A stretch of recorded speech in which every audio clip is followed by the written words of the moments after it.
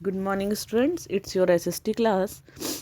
Today we will start a new chapter in history, chapter number 11, New Empires and Kingdoms. In this chapter, we will discuss about the Gupta Empire, their ruler, religion, and administration, and reason fall of the Gupta Empire, the Golden Age, and India after Guptas. So let's start the chapter. The Empire of Gupta arose on the ruins of the Kushanas. जब कुशानाज जो है नष्ट हो गए, वो उनकी dynasty ख़त्म हो गई, तो उसके बाद गुप्ता एम्पायर का उदय हुआ। गुप्ता एम्पायर को मौर्यन एम्पायर के बाद सेकंड मोस्ट पावरफुल एम्पायर माना जाता है। एंड इसने जो गुप्ता एम्पायर था, इसने पॉलिटिकली जो नॉर्दर्न इंडिया था उसको अपने कंट्रोल, उसको यूनाइटेड रखा। Chandragupta was the first ruler of the Gupta dynasty. Chandragupta जो है गुप्ता डायनेस्टी के पहले रूलर थे। चंद्रगुप्ता ने कब तक रूल किया? 320 से लेकर 335 AD तक। और Guptas were the family of royal chiefs near Pataliputra. Gupta जो थी वो रॉयल चीफ फैमिली से थे, और जो कि पाटलिपुत्र के पास के थे, और वो 4 सेंचुरी में AD के आसपास की बात है। Member of his family named Chandragupta. जो मेंबर इस फैमिली के एक मेंबर थे, उनका नाम चंद्रगुप्ता फर्स्ट था। उन्होंने शादी करी लिच्छवी प्रिंसेस से, कुमार देवी उनका नाम था, और उनकी हेल्प से ही चंद्रगुप्ता ने जो पाटलिपुत्र का रीजन था उसको अपने कंट्रोल में कर लिया। ही अडॉप्टेड द टाइटल ऑफ महाराजा धीराज। उन्होंने महाराज की टाइटल भी मिला उन्हें। इसका मतलब होता है राजाओं का राजा, यानी kings of the king. He extend his kingdom along the Ganges of to Prayag. इन्होंने गणेश से प्रयाग तक का राज्य फैलाया, और उसके बाद इन्होंने बहुत सारे अपने कॉइन्स भी चलाए अपने नाम से, अपनी क्वीन के नाम से। इन्होंने गुप्ता एरा का भी इन्होंने शुरुआत की, जो कि 320 की बात है, और उसके बाद 335 में ये इनकी डेथ हो गई थी। चंद्रगुप्ता के बाद उनका जो बेटा था समुद्रगुप्ता, वो राजा बना। उसने 335 से लेकर 375 तक उन्होंने रूल किया, और वो 335 में वो सिंहासन पर बैठे। जो समुद्रगुप्ता थे वो बहुत he was a great soldier. वो एक बहुत ही महान सोल्जर थे, और उन्होंने हिमालय से लेकर नॉर्थ में और साउथ में विंध्याचल तक और ईस्ट में बंगाल तक सभी जगह अपना राज्य स्थापित किया था। उन्होंने इन सभी जगह उन्होंने जीत लिया था।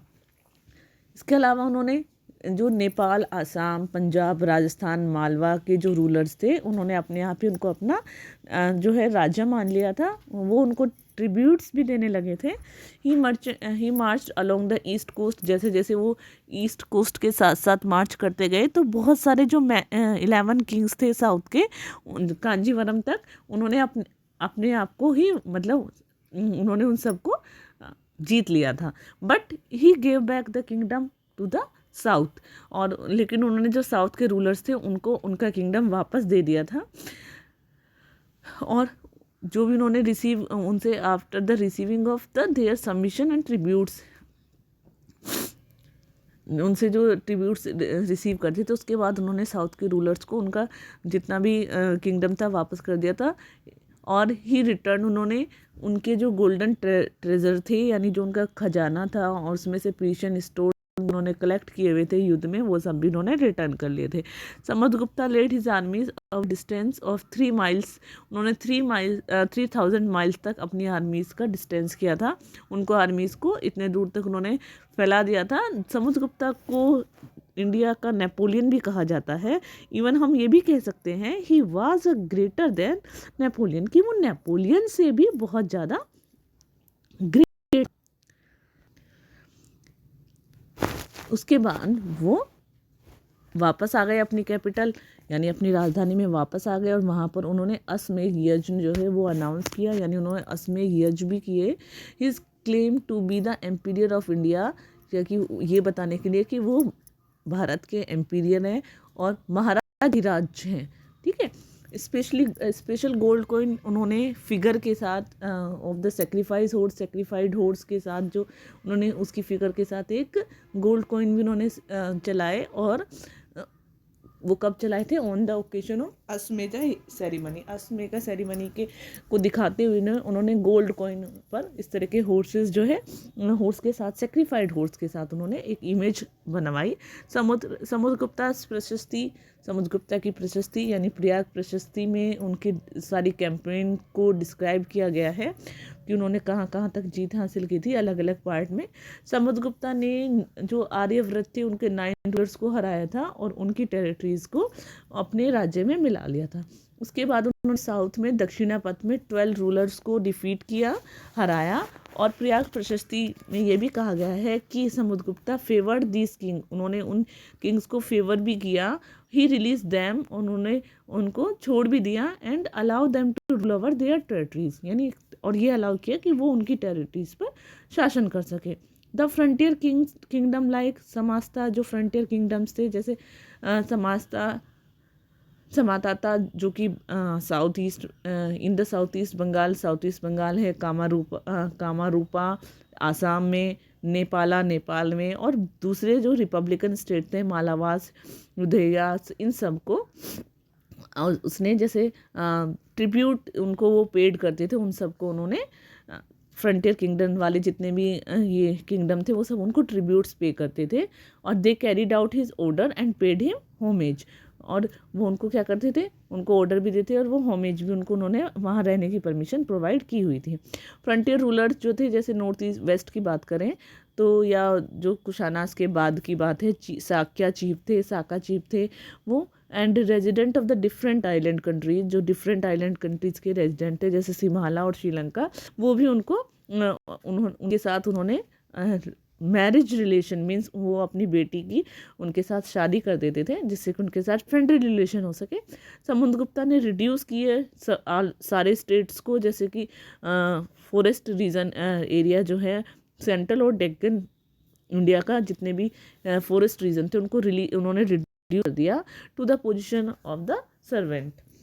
Samudragupta allows an aggressive policy, Samudragupta ने फॉलो की एग्रेसिव पॉलिसी ऑफ कॉन्क्वेस्ट, यानी जीत के लिए उन्होंने एग्रेसिव पॉलिसी को फॉलो किया, विच ग्रेटली एक्सपेंड गुप्ता एम्पायर, और जिसके आधार पर उन्होंने बहुत अच्छे तरीके से गुप्ता एम्पायर को एक्सपेंड किया, फैलाया। An inscription engrave on the Ashoka pillar at Allahabad, एक इंस्क्रिप्शन एंग्रेव है जो कि कहाँ पर, अशोका पिलर में है, वो लगभग 4th सेंचुरी की है और उसको हम प्रयाग प्रशस्ति कहते हैं। यानी जो प्रयाग प्रशस्ति क्या है, एक इंस्क्रिप्शन है जो कि अशोका पिलर पर खुदी हुई है और वो 4th सेंचुरी की है, उसको हम प्रयाग प्रशस्ति के नाम से जानते हैं। वो हमें समुद्रगुप्ता के बारे में सारी इन्फॉर्मेशन देती है, उसकी जीत के बारे में इन्फॉर्मेशन देती है कि किस तरीके से उन्होंने विजय प्राप्त की, कैसे कैसे वो जीतते गए।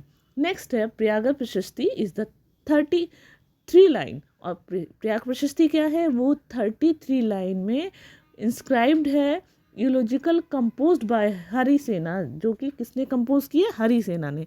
अब हरिसेना कौन थे, हरिसेना समुद्रगुप्ता के कोर्ट पोएट थे, और वो प्रशस्ति जो है वो संस्कृत में है, और वो इसका प्रशस्ति का मतलब क्या है, प्रशस्ति इज अ संस्कृत वर्ड, जो प्रशस्ति है वो संस्कृत वर्ड है और उसका मतलब है प्रेज ऑफ, यानी किसी की प्रशंसा करना। Many of the his coins show playing the veena, और बहुत सारी कॉइन्स ऐसी हमें मिलती हैं जिसमें समुद्रगुप्ता को वीणा के साथ दिखाया गया है, यानी प्लेइंग वीणा बजाते हुए दिखाया गया है। He had also been described as Kaviraj, और इसमें उनको कविराज की उपाधि भी दी गई है। Samudragupta was follower of Hinduism, Samudragupta Hinduism के फॉलोवर थे, बट वो सभी रिलीजन का रिस्पेक्ट करते थे, जितने भी धर्म थे उनका आदर करते थे। He allowed king of Ceylon, जो कि श्रीलंका है, उसके राजा थे, उन्होंने to build a Buddhist vihara at Gaya, उनको अलाउ किया कि बुद्धिस्ट विहार बनाए वो गया में, और सक्सेसफुली रूल्ड किया 40 ईयर्स तक, और उसके बाद 380 AD में वो उनकी डेथ हो गई। उनके बाद जो राजा बने वो थे चंद्रगुप्त विक्रमादित्य, या हम उनको कहते हैं चंद्रगुप्त सेकंड, जिन्होंने 375 से लेकर 450 तक रूल किया। चंद्रगुप्त विक्रमादित्य जो है वो अपने पिता समुद्रगुप्ता की डेथ के बाद उन्होंने सिंहासन संभाला। He was worthy son of his worthy father, वो बिल्कुल अपने वर्थी फादर की तरह ही एक बहुत ही वर्थी सन थे। लाइक हिज फादर, अपने पापा की तरह ही वो भी बहुत जो है एक बहुत बड़े महान विजेता थे। He took the title of Vikramaditya, और उन्हें विक्रमादित्य का टाइटल भी मिला जब उन्होंने ही डिफीट द साकाज, उन्होंने साक्यास को डिफीट कर लिया, हरा दिया, और उसके बाद मालवा और काठियावाड़ वाले जो एरिया था उसको अपने कंट्रोल में कर लिया। Thus he ended the foreign rule in India, और उन्होंने उसके बाद जो इंडिया में फॉरेन का जो रूलर था उसको उन्होंने ख़त्म कर दिया। He put down some revolt in Bengal, और बंगाल में कुछ रिवोल्ट जो था उसको भी उन्होंने ख़त्म कर दिया। ही मैरिड कुबेरनागा, उन्होंने कुबेरनागा जो थे, जो कि नागाज की प्रिंसेस थी, उनसे शादी करी। और उसके बाद वो it was during the reign of Chandragupta Vikramaditya, यानी सिर्फ चंद्रगुप्ता विक्रमादित्य का शासन था जब फाइन जैसे चाइनीज़ ट्रेवलर जो है 399 एडी से लेकर 414 एडी तक वो इंडिया में विजिट करने आए, यानी भारत में घूमने आए ट्रैवलर। और उन्होंने यहाँ पर तक्षशिला, मथुरा, कन्नौज और कपिलवस्तु तक शासन किया। He stayed at Pataliputra for 3 years, और वो पाटलिपुत्र में 3 years तक रहे। और उन्होंने अपने अकाउंट में भी ये लिखा है कि किस तरीके से वहाँ के लोगों का लाइफ कैसे वो अपनी जीते थे। He can now much about Gupta time from this account, और हमें इस अकाउंट से जो फायान ने और चाइनीज़ ट्रेवलर ने लिखे हैं उन अकाउंट से हमें बहुत सारे जो है गुप्ता टाइम के बारे में बहुत सारी इंफॉर्मेशन मिलती है। नेक्स्ट है Chandragupta was pattern of the learning. Chandragupta जो है वो लर्निंग के बहुत बड़े संरक्षक थे। ही वा द फेमस पोएट, वो बहुत बड़े पोएट भी थे। Kalidas was his court poet, और कालिदास जो थे वो उनके ही दरबार के कवि थे। It was at his court that 9 gems of literature and science flourished, यानी ये इन्हीं का दरबार था जिसमें 9 रत्न थे लिटरेचर के और साइंस के। ही प्रोवाइडेड हिमसेल्फ आ वेरी सक्सेसफुल रूलर, उन्होंने अपने आप को बहुत ही प्रूव कर दिया कि मैं सक्सेसफुल रूलर हूँ। Not only govern but extend vast empire, यानी जो सिर्फ केवल शासन ही नहीं करता है बल्कि वो अपने एम्पायर को भी एक्सटेंड कर देता है। और उन्होंने विक्रमी एरा को स्टार्ट किया। उसके बाद कुमारा गुप्त जो थे 414 से लेकर 454 तक उन्होंने शासन किया। चंद्रगुप्ता के बाद कुमार गुप्त जो है वो उन्होंने शासन किया। He was succeeded by Skandagupta, और उसके बाद Skandagupta was successful in controlling attack of Huns. जो स्कंदगुप्त थे वो बहुत ही सक्सेसफुल कंट्रोलर थे, यानी उन्होंने हुन्स से जो अटैक किए उनसे उन्होंने कंट्रोल किया। Barbaric nomadic tribe of Central Asia, Huns कौन थे? वो बैरबरिक ट्राइब थी सेंट्रल एशिया की। However later Gupta rule were weak, लेकिन उनके बाद जो गुप्ता रूलर्स थे वो बहुत कमज़ोर हो गए थे।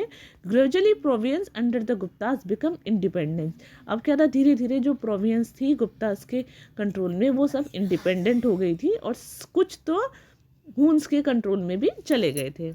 अब जो गुप्ता डायनेस्टी थी उसके रिलीजन के बारे में बात करें तो Hinduism gain importance in Gupta period. Hinduism जो था उसने गुप्ता पीरियड में बहुत ही ज़्यादा उसने इम्पोर्टेंस प्राप्त की।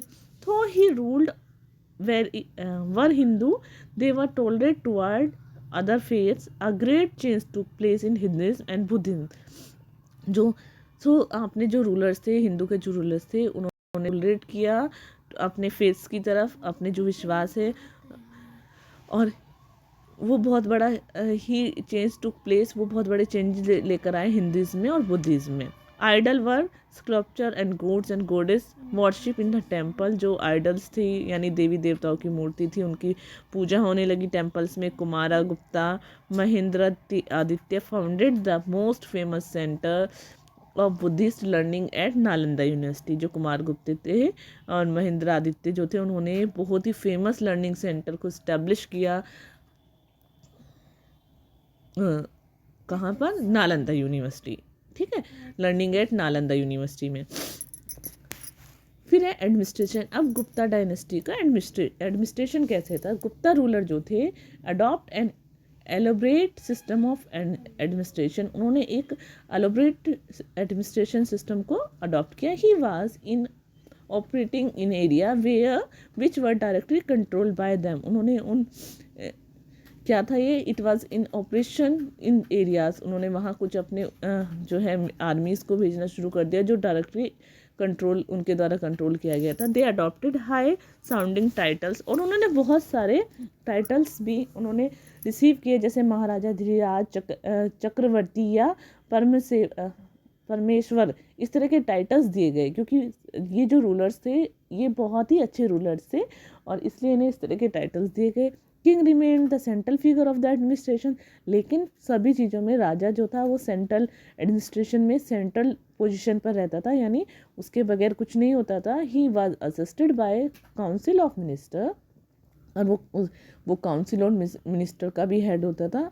और he issued written instruction to officials on the important matter, और जब कोई भी इम्पोर्टेंट मैटर होता था तो वो इशू करता था, जो रिटर्न में कोई भी इंस्ट्रक्शन होता था तो वो उसको राजा ही देता था।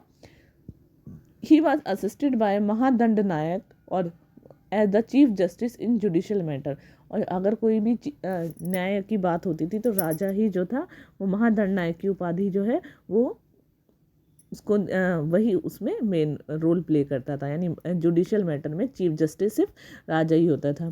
फिर एक गुप्ता एट देयर पीक, अपने पीक पर गुप्ता के पास बहुत बड़ी आर्मी थी, और ये जो आर्मी थी इस आर्मी में एलिफेंट भी थे, क्लेवरीज भी थी, यानी घुड़सवार और पैदल चलने वाले, रथ पर चलने वाले, सभी तरह के जो आर्मी में सभी चीज़ें थी।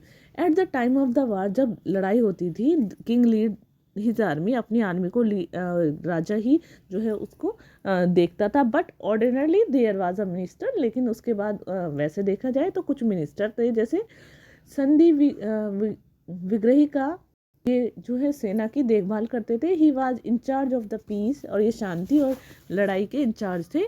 एंड हेल्प करते थे ये बाय द ग्रुप्स के द्वारा ऑफ हाई ऑफिशियल्स, जो अपने हाई ऑफिशियल्स थे उनकी हेल्प करते थे कुछ ग्रुप में। एम्पायर जो था वो डिवाइड था, भुक्तीस उनको प्रोविंस कहा जाता था, उपरिकाज were in charge of the province, और विषयपतिज were responsible for the district, और विषयपति जो थे वो डिस्ट्रिक्ट के लिए रिस्पॉन्सिबल थे।